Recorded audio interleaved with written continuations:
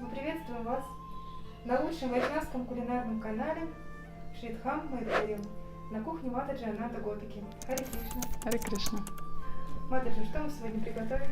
Сегодня мы приготовим, наверное, такое немного необычное блюдо, потому что это вроде и не сабджи, и не супы, и не входит ни в какую категорию, которую мы готовили. Это будет такое блюдо кади пакора.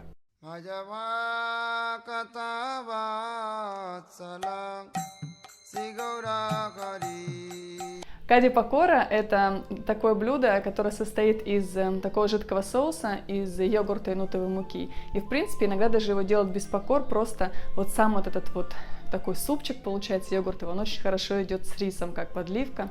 И очень во многих штатах это одно из самых популярных блюд. И мы сегодня будем делать карри пакора, то есть этот соус будет у нас с пакорами. И это очень-очень популярное блюдо. Его есть варианты и гуджаратские варианты, и раджастанские, и пенджабские. Мы будем делать что-то ближе к пенджабскому варианту. Что же нам нужно? Это сделать сначала пакоры. И здесь, как мы знаем с вами, пакоры — это что какие-то овощи в кляре, но здесь у нас не будет овощей. У нас будет такая чистая пакора. Просто будет вода, нужные ингредиенты и нутовая мука. Мы берем нутовую муку пол чашки. То есть чашка — это у нас 250 миллилитров, вот, половина этого объема. Получается пол чашечки у нас нутовой муки. Мы должны посолить немного. Буквально пол чайной ложечки здесь уйдет, даже меньше. Вот, и добавить немного йогурта. Йогурт здесь у нас придаст мягкость пакорам. Иногда не добавляют йогурт, добавляют соду. Иногда ни соду, ни йогурт. Но вот сода получается как бы менее традиционная, да, вот, и йогурт, он придает мягкость пакорам. И здесь буквально нужно 2 чайные ложки йогурта на такой объем слегка добавить. Можно с горкой. И мы должны размешать, чтобы потом понять, сколько нам... Ну, то есть воду мы добавлять будем в конце. То есть немного здесь влагу сейчас придаст йогурт. Вот. И сюда еще идет порошок чили. То есть красный перец или чили. И здесь буквально будет совсем слегка, пол чайной ложечки. У меня это такой кашмири лал, он менее острый чили. Если у вас порошок прям чили или красный перец, можете немного меньше положить, без проблем. И добавляем воду. Добавляем воду совсем по чуть-чуть, потому что если мы перестараемся, будет очень жидко. У нас должна быть такая консистенция, немного такая липкая, тягучая, то есть не такая, что прям слепить шарик, но и не такая, чтобы она лилась, то есть что-то среднее. Сейчас покажу. Примерно здесь будет где-то 3-4 столовых ложки. Лучше запомнить консистенцию. Потому что йогурт бывает разный, жижа гуще, может быть, возьмете не йогурт, может быть, возьмете ряженку, кстати, да, можно заменить на ряженку. И еще сюда добавляют в сами пакоры, добавляют иногда, вернее, добавляют часто даже шаг можно добавить или листья кориандра. В общем, можно какую-то зелень добавить, чаще всего это будет шаг, да, шпинат. Прямо сюда порезать мелко. И тогда нужно сначала его порезать, вдруг он даст сок, посмотреть, тогда уже воду адаптировать. В общем, вот такая вот получается масса, вполне нормальная для пакор. То есть мы вот так будем брать их в масло, вот так попробуйте сначала вот здесь, да, в этой массе. Если оно вот так вот тяжело с ложки такими вот комочками падает, значит нормальная консистенция. Если сделать гуще, они будут жестковатые, если такие, как прям совсем, чтобы как пластилин. Если сделать жиже, то тяжело будет масло бросать, они будут брызги, разбрызгиваться, все это будет неудобно. Значит, и сейчас нужно приготовить нам масло для того, чтобы обжаривать. Можем обжарить в горчичном масле, можем обжарить ги. Мы сегодня обжарим ги, потому что горчичное масло, оно очень такое... Очень эфирное, и когда его первый раз, когда его наливаешь, свежее во фритюре жаришь, то, в общем, приходится плакать даже иногда. Поэтому мы сегодня сделаем нечто более мягкое для видео. Тут немного надо масла, они же у нас небольшие, поэтому мы добавим, чтобы они так их скрыло слегка. Масло у нас разогрелось, масло должно быть достаточно горячее, чтобы покоры не впитали все масло. Кстати, вот мы жарили, когда... что мы жарили-то у нас? Каджи мы жарили. Я говорила, что огонь должен быть такой, чтобы не сильно горячее должно быть масло, и огонь должен быть такой, чтобы они так кипели слегка. Это не значит, что нужно положить холодное масло, потому что у кого-то был плохой эксперимент, и они впитали все масло. В общем, здесь у нас будет нормальное масло, горячее, даже, может быть, слишком разогрели. Сейчас посмотрим. В общем, мы просто опускаем произвольно, совершенно. Формы у нас будут такие причудливые, ничего страшного.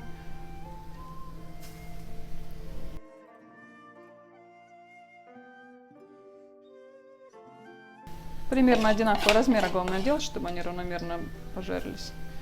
И все. Если вы будете делать с зеленью, с шаком или с кинзой, то у вас они будут еще смешнее. Будут такие рогатенькие все. Масло у нас горячее, все происходит очень быстро. Я не стала много масла наливать, мне придется их переворачивать. Это как бы вот так вот. Фритюр не очень глубокий. Вот. И мы их переворачиваем, чтобы они обжарились со всех сторон, то есть двух в данном случае. Вот. Они очень быстро обжарятся, и вы видите, они немножко такие пышные стали, это из-за йогурта. Можно еще сделать тесто, завести и дать ему постоять, они тогда пышнее будут. Еще хорошо так тесто взбивать, чтобы прям воздух в него попадал. Есть какая-то в России фритюрофобия.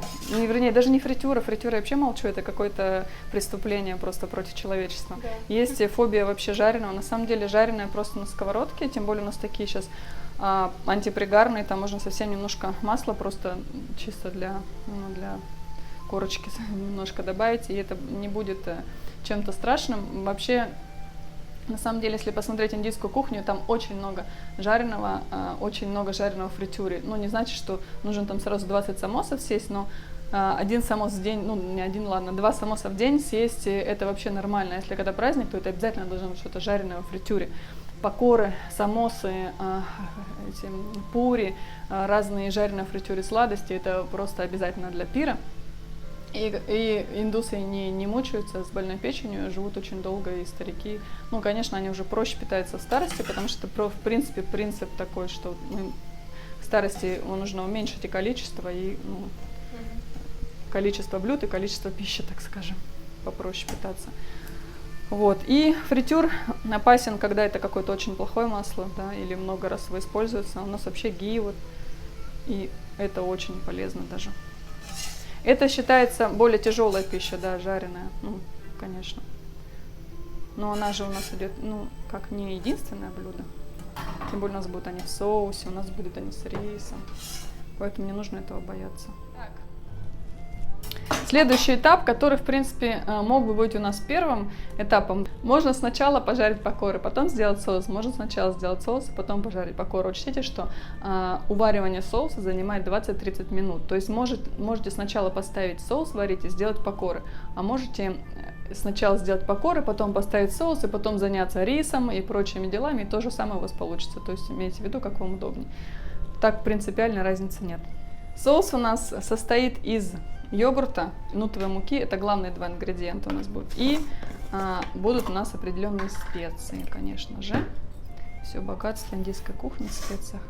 Значит, здесь у нас нужно йогурта 2 чашки. Замеряем йогурт. И как я сказала, можно заменить ряженкой. И учтите, что какие я дам пропорции, они могут варьироваться. Плюс-минус немножко, потому что йогурт бывает разной густоты. От йогурта зависит, сколько мы добавим потом жидкости. Посмотреть нужно по конечному результату. Значит, добавляем йогурт. Отмерили, да? Затем, первое, что нужно сделать, это нужно йогурт хорошенько взбить. Потому что эти комочки, они должны все разбиться. Если у вас йогурт такой покупной, типа Данона, он и так будет у вас такой однородный очень. А если домашний, то нужно его разбить хорошо. Вообще в любых рецептах, где мы используем йогурт, когда в какие-то сабджи добавляем, то обязательно нужно его взбивать.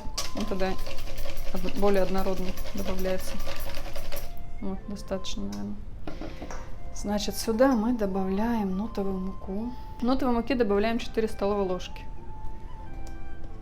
И опять размешиваем все хорошо.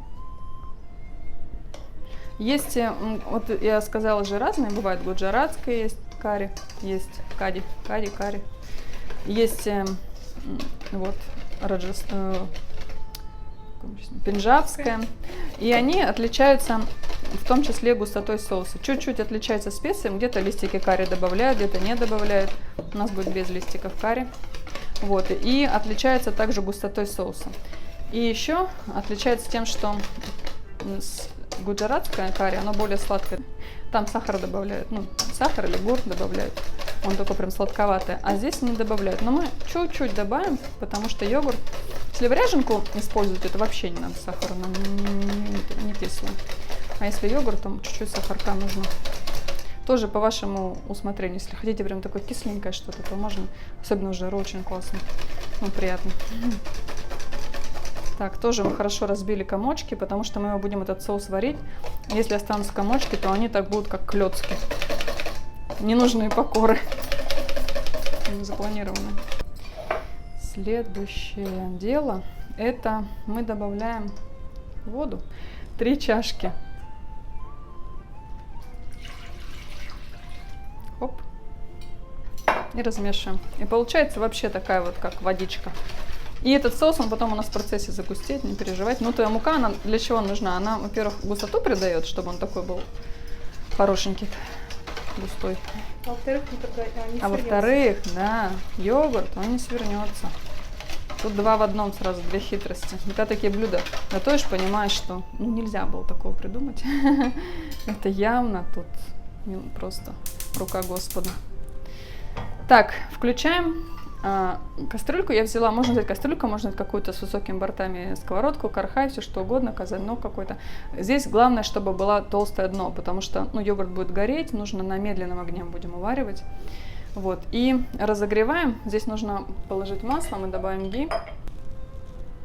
Совсем чуть-чуть, потому что это чисто вот, чтобы специи нам бросить. Разогреем и добавим специи. Значит, первое, что мы добавляем, это семена шамбалы. Пажитник еще называют. И главное, чтобы они не сгорели. Они очень быстро горят, поэтому мы должны быстро все это смешать. И заливаем сразу же. Оп. Еще сюда идет кориандр. И часто его делают цельный. Тогда его вместе с шамбалой бросают обжаривать. Но очень много, когда семечек попадается, это не очень приятно. Я поэтому, вот мне больше нравится вариант, когда молотый кориандр. И его можно добавить сейчас. У меня он обжаренный, и потом молотый, свежемолотый.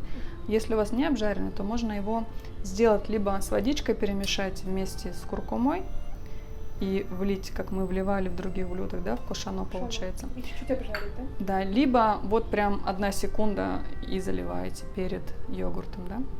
То есть, чтобы немножко обжарено было.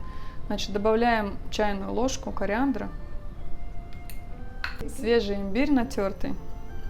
Тоже где-то чайная ложка, может даже с горкой. Вот. И куркума. Около чайной ложки. Все это хорошо перемешиваем. Еще у нас здесь будет перец. Значит, перец здесь можно, в рецептах идет, в принципе, добавляют красный чили. Здесь можно добавить черный или белый перец, потому что с йогуртом очень хорошо сочетается, в принципе. Но даже белый считается, что лучше. Такой у него аромат. Значит, мы добавим красный порошочек. Это блюдо не считается острое, оно такое немного пряное. Просто йогурт, он съедает очень много остроты, допустим, какое-то, если острое блюдо, вы туда добавляете йогурт, то оно кажется уже не острым, он какое-то такое свойство имеет.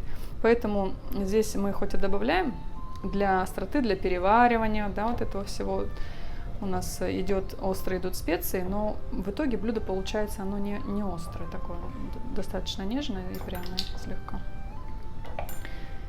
Итак, мы все положили, все специи, и мы оставляем, сейчас закипит, и мы оставляем это дело вариться на медленном огне, то есть закипит, убавляем, прикрываем крышкой, так оставляем просто щелочку, и минут на 20-30 оставляем, помешиваем периодически, потому что нутовая мука, она будет оседать на дно, чтобы она у нас не пригорела. И смотрим, как оно у нас загустевает. И через 20 минут мы проверим, что у нас получилось. Смотрите, соль можно сразу, можно чуть попозже. Почему лучше попозже? Потому что немного объема убавится, и вы сможете рассчитать, сколько соли. Да, у нас идет чайная ложка на литр. То есть, если боитесь ошибиться, то лучше попозже. Соус покипел у нас минут 20. Вот. И он, как видно, загустел, такой получился. Прям уже не как водичка, как соус. И еще он немного покоры впитает в себя жидкость. Вот. И мы отключаем. Ну, можно даже сначала положить покоры, так, чтобы закипело, и выключить. Смотрите, мы сделали покоры вот немного, так получилось. Это такой рецепт, получается больше жидкости, да, чем покор. И это идет очень хорошо с рисом. То есть вы сделали вот такую вот штуку быстренько, и рис, и у вас уже готовый вообще обед или ужин. Очень такой на скорую руку. Вот. И это дала, так как дала нет в это время, вот эту штуку подают, когда нет, ну, без дал, да, обед делают, он получается вместо дала, то есть поэтому жидкость вот эта вот важна. Вот. И если хотите, можно сделать больше покор, то есть мы сделали полчашки нутовой муки, можно больше. Так, это еще не все, нам нужно сейчас заправить еще такой штукой, которая называется татка или тарка. Это специи, которые идут в конце, такой как финал. Финальная нотка. И в таких блюдах вот обычно это, сейчас мы нагреваем масло, такой небольшой у нас специальная ложка для масалы, вот, или маленькой какой-то сковородочки. И мы будем сюда бросать 3 специи. Это будет горчица, кумин и асафетида. И нужно очень хорошо, чтобы разогрелось, чтобы у нас сильно горчица прощелкали. Значит, просто буквально щепотку горчичных семян. Еще. Ну, может, пол чайной ложки, да? И пол чайной ложки куминчика.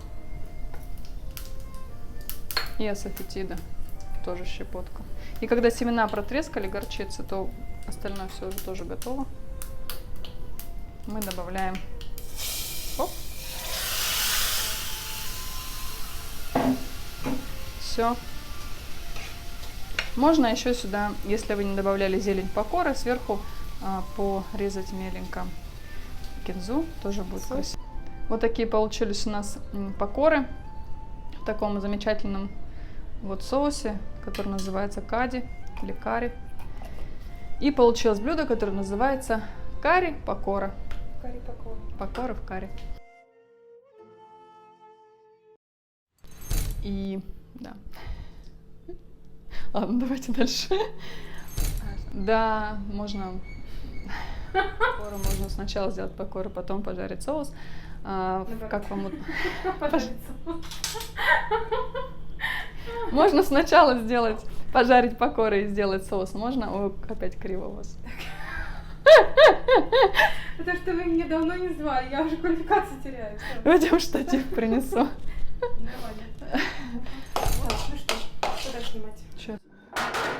О, Господь.